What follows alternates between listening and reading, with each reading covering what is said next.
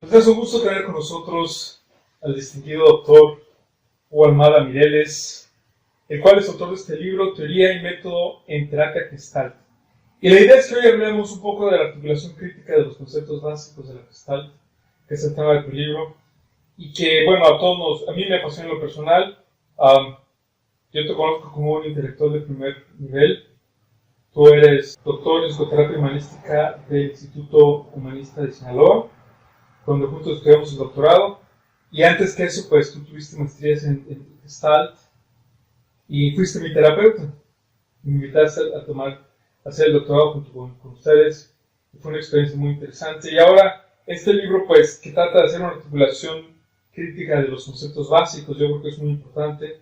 Porque me he dado cuenta que hay una manera de conceptualizar la Gestalt como una serie de técnicas que tú puedes usar en psicoterapia, pero que no necesariamente están referidas a una manera de ver el mundo. Yo creo que tú estarás en desacuerdo con esta visión. Sí. Bueno, primero muchas gracias por el cafecito. Me da mucho gusto estar contigo. La intención del libro es precisamente el tratar de ver a la Gestalt como un sistema completo. En ese sentido, tratar de articular precisamente los diferentes conceptos a lo largo de y plantearlos de una manera que resulten articulados como un todo unificado, de manera que el lector en este caso pueda darse una idea clara de lo que es. Y en la segunda parte planteamos de manera específica lo que es el método y las técnicas en psicoterapia, ¿ya? Es decir, no se trata solo de discutir los conceptos de una manera abstracta, sino de lo que es el método y de lo que es las técnicas, de manera que quienes están interesados puedan tener una mucho mejor aproximación y mejorar su práctica terapéutica. Por supuesto, estoy en desacuerdo que la Gestalt sea una serie de técnicas que puedas agarrar como trucos de merolico, sino que es de entrada un sistema completo que tiene una concepción del hombre, que tiene una concepción del mundo, de la manera como estos se relacionan, de lo que es la salud y la enfermedad, la neurosis, y que en razón de esto plantea un método de terapia y una filosofía de vida. Entonces, pues esta es la intención. Muy bien. Entonces, ¿por qué no empezamos ahí de los conceptos básicos de la teoría de la Gestalt, digamos, tomando, por ejemplo, para empezar, el concepto de la naturaleza humana y del hombre, de acuerdo con la filosofía que tú mencionas de la Gestalt? Bueno, la Gestalt es un sistema que tiene, digamos, como tres perspectivas o puntos de vista. Por una parte,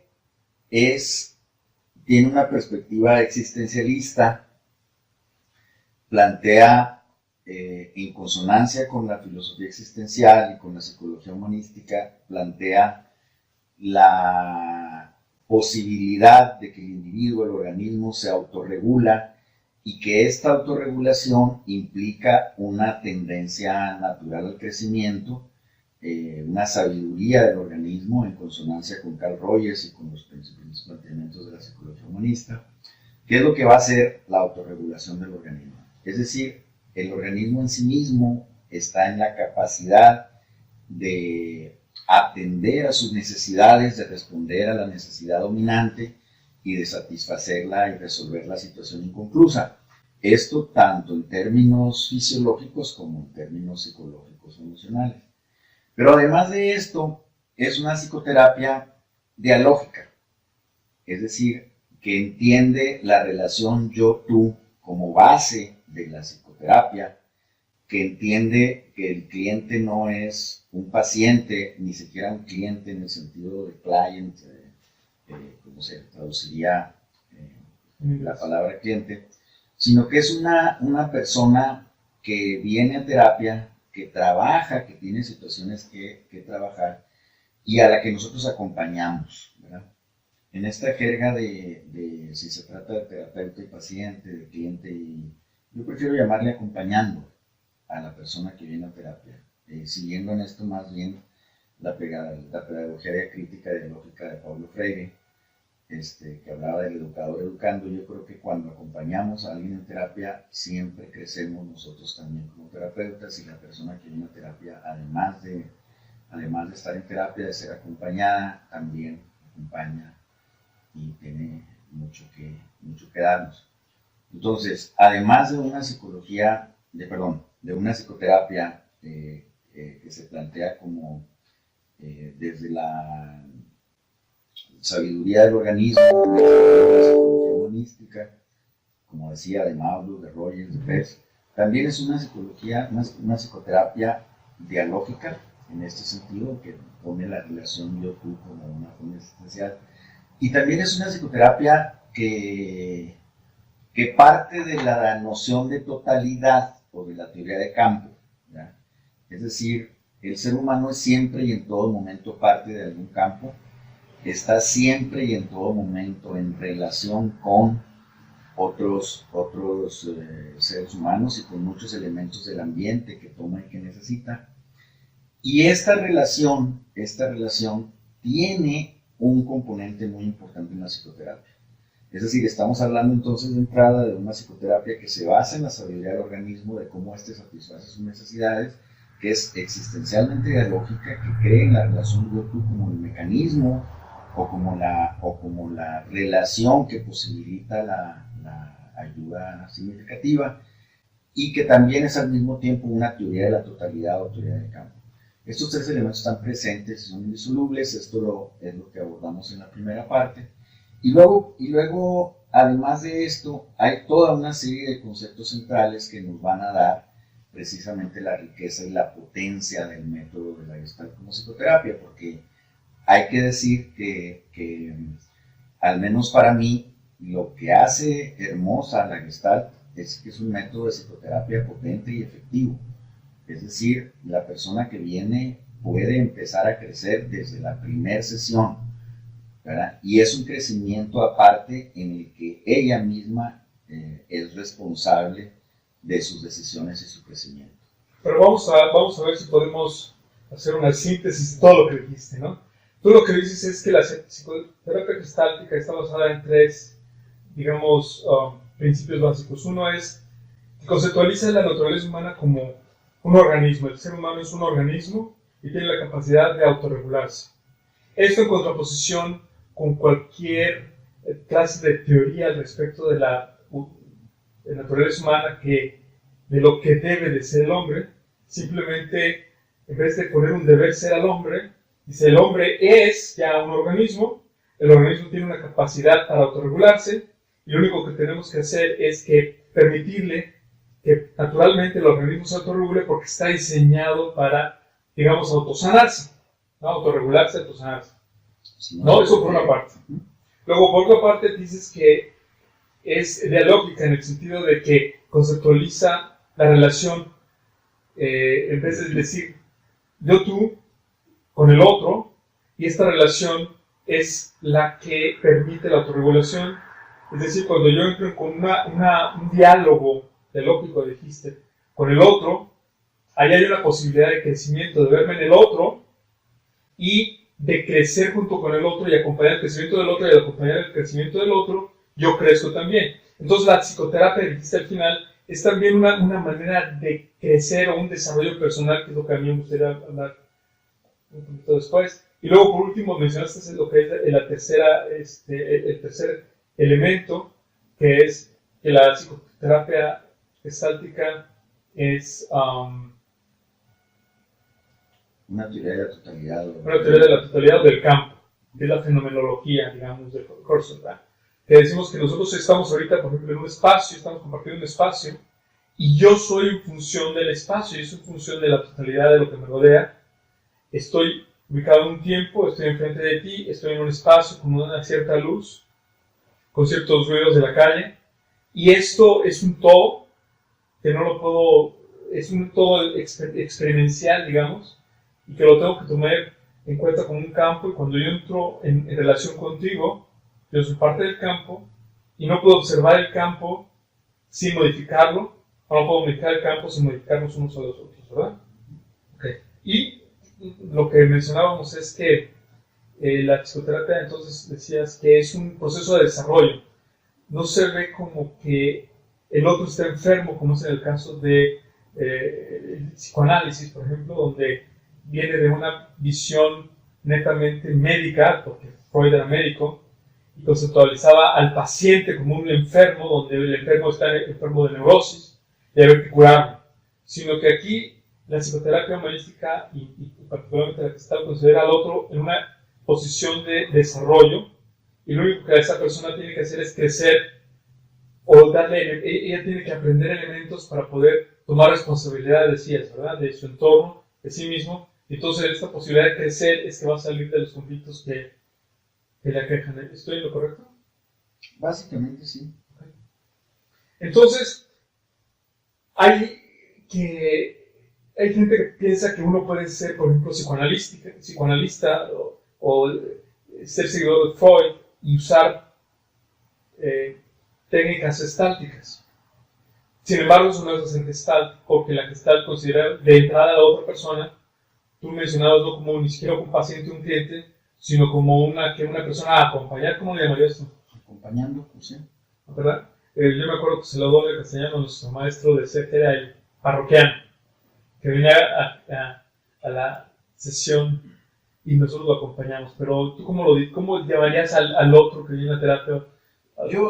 Esta ha sido una reflexión muy repetida. Parece ser que hay como una... La original acepción de terapeuta y paciente, ¿verdad? A mi modo de ver tiene dos desventajas. Una que es muy directiva y otra que finalmente asume a la persona que viene a terapia como un paciente, como un enfermo, proviene de la jerga médica con todo lo que eso implica.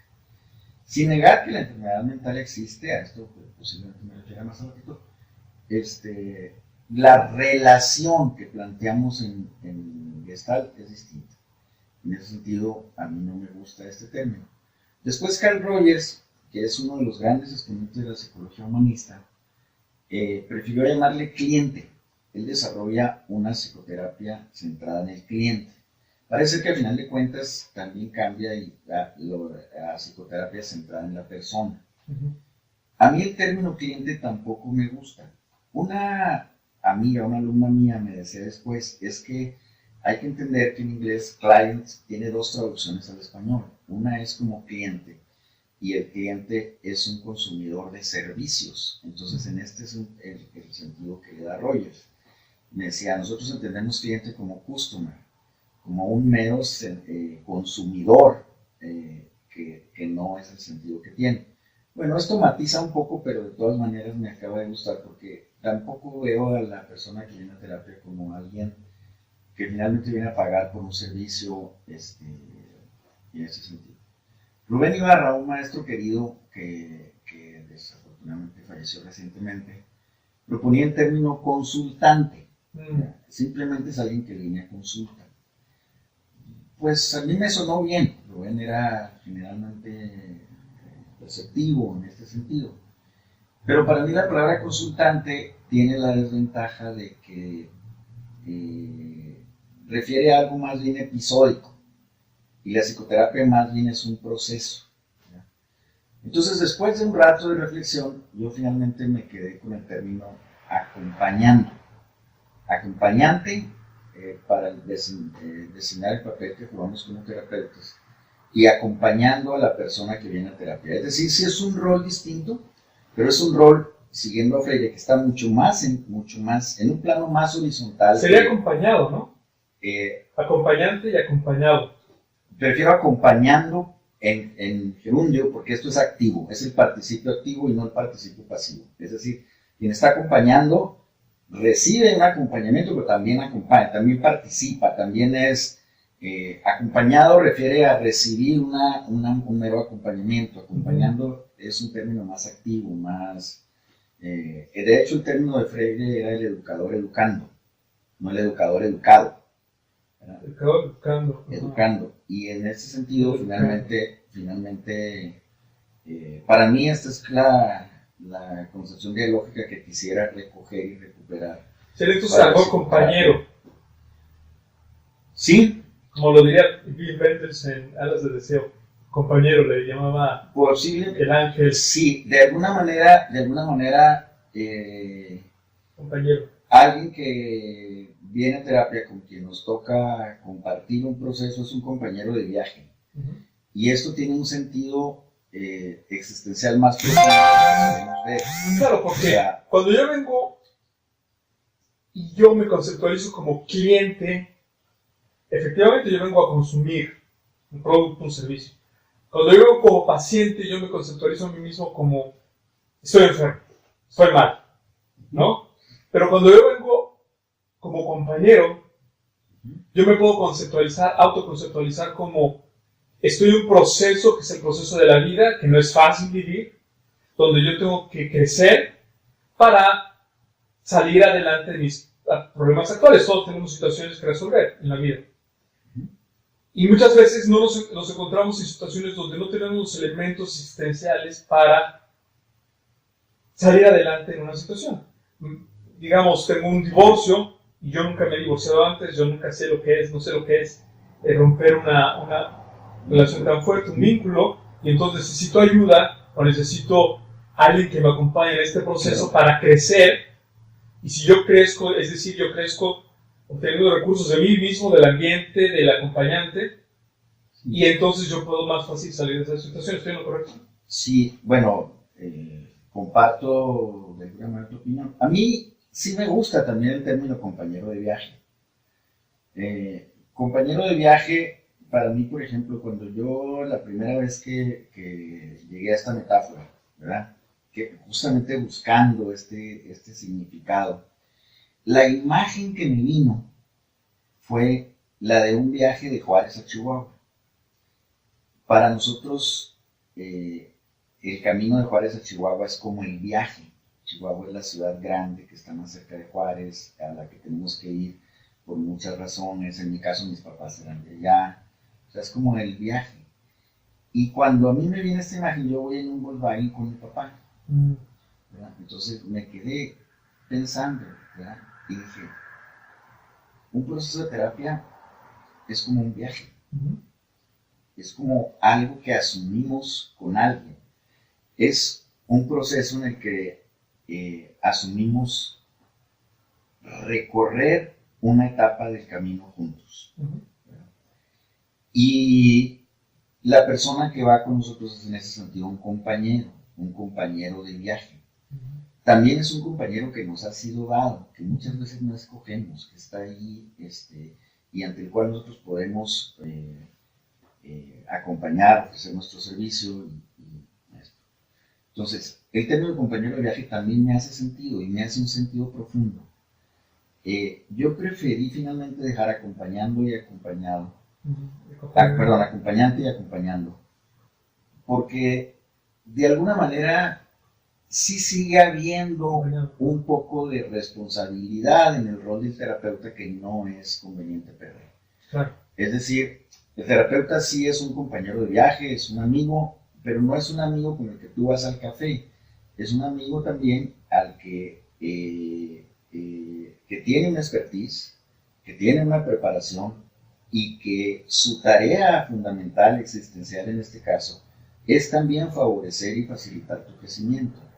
Entonces, que está para eso, ¿no? Entonces, por eso es un acompañante que va a transitar, que va a caminar, que va a recorrer esta etapa del viaje contigo.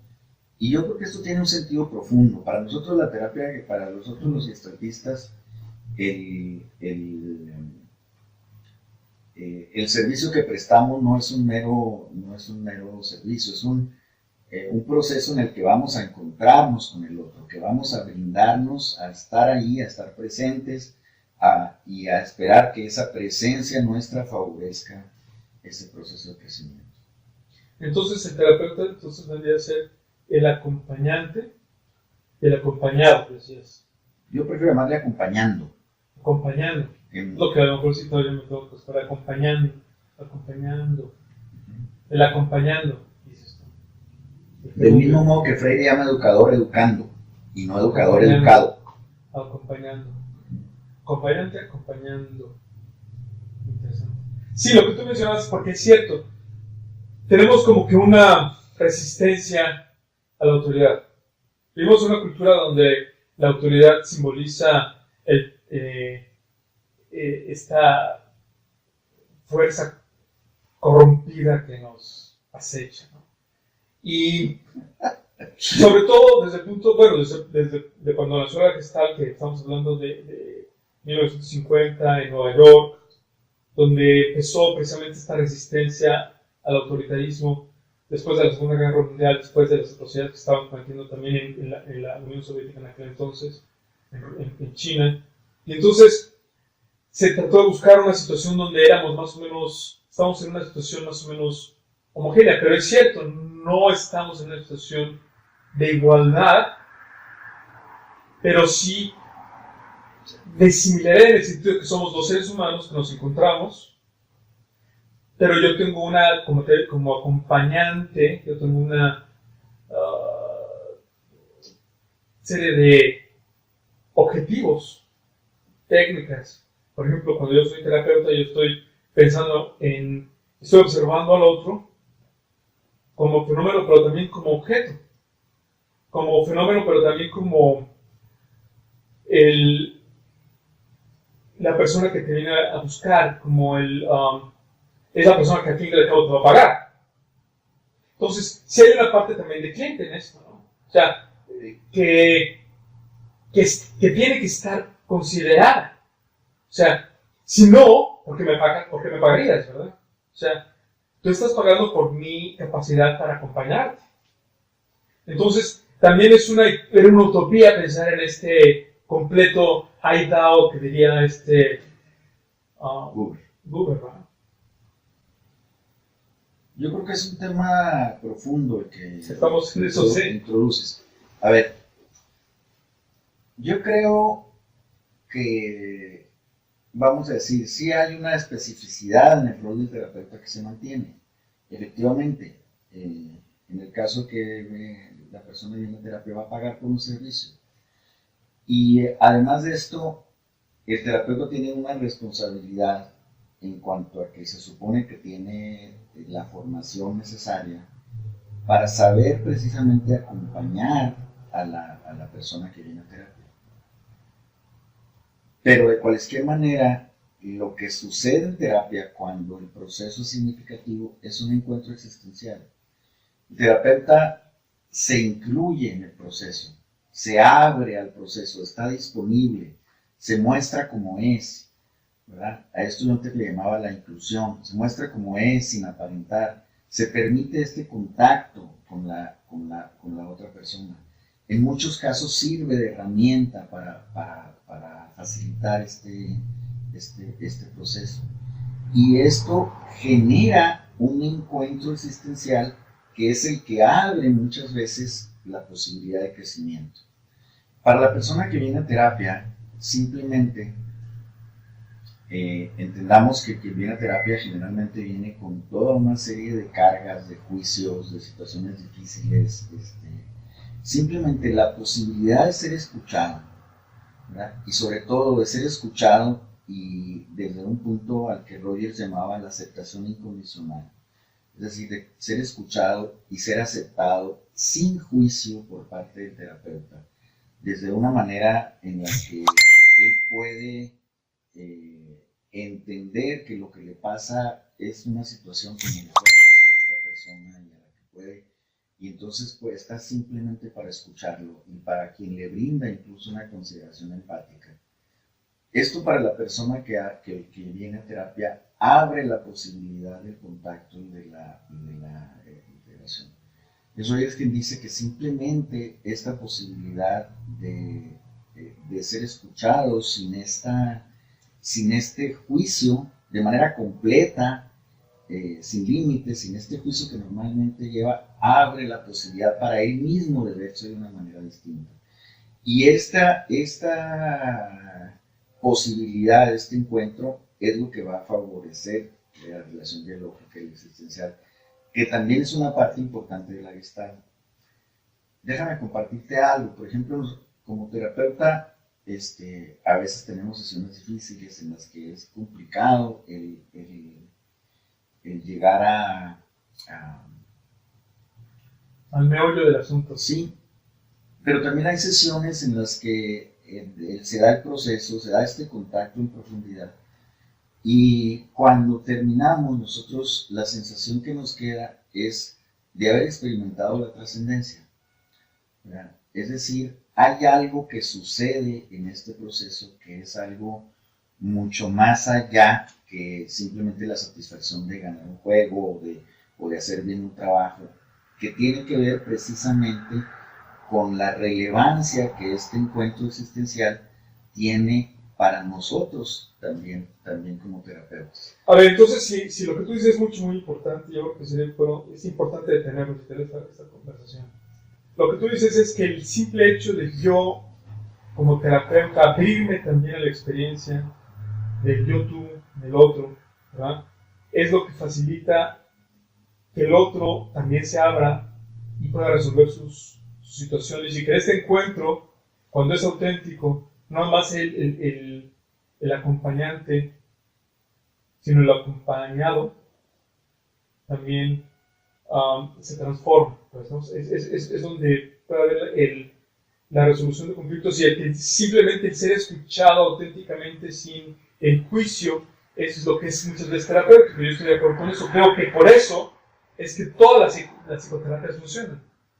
Cuando hay esta apertura de escuchar al otro, cuando alguien me pone atención, eso es terapéutico, en cierto sentido. Sin embargo, sí hay que reconocer que aunque yo estoy delante del otro, desnudo, hay una capa de mí, de todas maneras, que está presente, y es la cuestión a lo mejor del control. Por ejemplo, en psicoterapia, y vamos a hablar más adelante de esto, nosotros estamos muy pendientes del mapa del ciclo, precisamente de la autorregulación organística, el ciclo de la experiencia.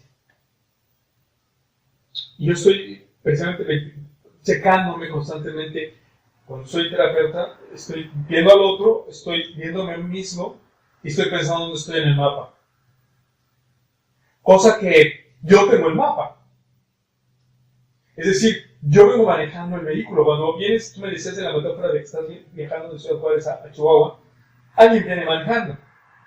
Si fueras el caballo, alguien vendría con las riendas, ¿verdad? Uno necesariamente tendría que venir adelante y otro necesariamente tendría que venir atrás, en un viaje. Pero aquí es igual. Aquí, en este sentido, yo tengo el control del vehículo, yo sé a dónde vamos, y aunque yo me desnudo también, digamos, en el proceso, yo no pierdo de cuenta el mapa. ¿Por qué? Porque lo que, si entiendo bien la psicoterapia, es el proceso de autorregulación organísmica va a ser interrumpido en diferentes partes del viaje, y esta interrupción es como la que conceptualiza la neurosis. Es decir, no hay un flujo de la autorregulación organísmica, sino que se interrumpe por ya sea un introyecto, una proyección, cualquiera de estas interrupciones, y entonces no se logra lo que naturalmente tendría que lograr. Si yo como terapeuta lo que tengo que hacer es identificar dónde está el bloqueo, y entonces con mis elementos, mis recursos, ayudar al acompañado a salir de ese bloqueo. No sé si me doy a entender en este... Sí te das a entender, aunque creo que... A ver, déjame intentar responder porque es una pregunta que de alguna manera tiene como dos lógicas. O sea, déjame matizar un poquito. Nosotros entendemos, por lo menos, bueno, yo entiendo un poquito, que una situación inconclusa para una persona en esta parte existencial, organísmica a la que hacemos referencia, es básicamente una emoción que no se ha expresado, ¿verdad?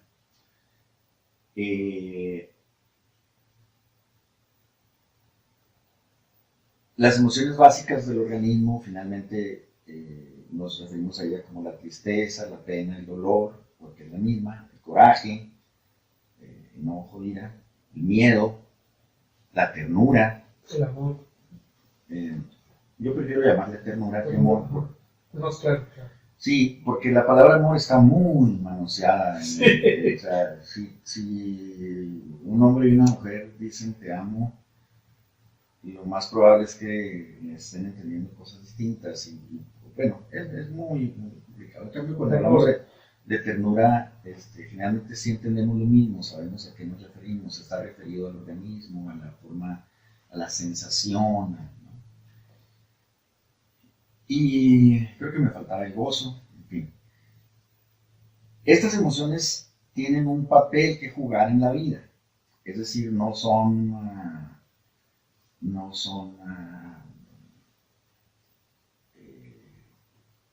desechos de Dios o errores, no, claro. Sino que de alguna manera cumplen una función, ¿verdad? La ternura es un elemento importantísimo en las relaciones, tú lo acabas de ver con tu mujer o tus hijos, pero el dolor también, el dolor nos prepara para asumir una pérdida cuando esto está. Yo suelo usar a veces la figura que el duelo es como el invierno en el proceso de la naturaleza, que es cuando nos recogemos, cuando hay una pérdida, un dolor, para luego poder volver a florecer. El coraje tiene una función importantísima, es decir, el coraje, que debo aclarar, no es lo mismo que la violencia y es más bien una emoción defensiva, tiene el papel importantísimo de ayudarnos a marcar límites, de ayudarnos a establecer, a jalar nuestros mejores recursos en situaciones en las que necesitamos defendernos de cualquier persona que nos agrede, nos acosa, nos invade nuestro espacio, nuestro territorio. El miedo, por supuesto, nos advierte de un peligro. Es decir, estas emociones tienen una función. Y cuando funcionamos de manera normal, la emoción se expresa, ¿verdad? Y concluye. Poniendo el ejemplo del dolor, por ejemplo, si tenemos una pérdida, por más dolorosa que sea la pérdida, si lloramos y podemos expresar el dolor y aceptamos la realidad, ¿verdad? Puede ser que nos duela mucho y vamos a atravesar un proceso de duelo, de luto, pero finalmente el dolor fluye, se va y nosotros nos reconstituimos para la vida. Pero ¿qué pasa cuando esta emoción, cualquiera de las que no se expresa? Es decir, se genera y no se expresa. Entonces se queda literalmente bloqueada en alguna de nuestras partes del organismo, ¿verdad? Y va a quedar como una situación inconclusa. Y así puede durar muchos años. Por eso tenemos personas que vienen de nuestra edad, que vienen a terapia y que vienen a trabajar el duelo de cuando murió, o lo que emerge es el duelo de cuando murió mamá, y ellos tenían 6 u 8 años. Pero ¿qué es lo que pasa? No lo pudieron llorar, no lo pudieron expresar, tuvieron que hacérsela fuerte o el fuerte, porque si no mamá se iba a derrumbar o no iba a poder con lo que estaba, y esta emoción se queda atorada de una manera indefinida. Lo mismo pasa con los corajes o con los miedos y con la ternura también, ¿verdad? Entonces, la situación inconclusa es básicamente una emoción que no se ha expresado. Entonces, lo que hacemos en terapia en este proceso, digo, también es otras cosas la situación inconclusa, pero no me desvío. Lo que hacemos es simplemente en este proceso de yo, tú, del que hablamos, facilitar que la persona haga conciencia con su emoción, contacto con su emoción. Es decir, que en Gestalt trabajamos desde el presente, trabajamos desde el conflicto que emerge en el momento presente, ¿verdad? Sí, de lo que está... la polaridad presente. Sí, o el conflicto que está presente en este momento, la polaridad presente en términos de la... Lo que está presente en este momento. Pues ahorita no tengo trabajo y esto me tiene angustiado, me tiene preocupado. Mi mujer está a punto de dejarme, me doy cuenta o sea, en fin, a partir de aquí trabajamos, facilitamos que emerjan las emociones que están presentes en el proceso. Y esta facilitación, este proceso permite a la persona darse cuenta de qué es lo que está atorado, realmente expresarlo y entonces poder facilitar el cierre de la situación y que ella elija lo que quiera o lo que necesita hacer. Hay veces que en este proceso se abren escenas del pasado. Por ejemplo, la persona está trabajando el miedo a que su mujer lo va a dejar y de repente emerge pues, la situación cuando lo dejó mamá o cuando mamá lo... Entonces trabajamos la situación del pasado que está abierta en este momento presente y que está esto. Y esto posibilita el cierre de la situación inconclusa. A su vez, este proceso se ve facilitado por el contacto que el terapeuta hace acompañando con la persona que está trabajando. Es decir, nuestro contacto cercano, amoroso, facilita el que la persona pueda darse cuenta y expresar lo que no se había atrevido o no se había atrevido a expresar o a veces ni siquiera ha dado cuenta. Es decir, son dos procesos que transcurren de manera simultánea. En el texto de desarrollo con toda amplitud, por ejemplo, lo que es el ciclo de la autorregulación, como muchas veces el proceso de explosión no basta, sino que tenemos que asimilar la situación, que tenemos que soltar y pues eventualmente disponemos a cerrar adecuadamente.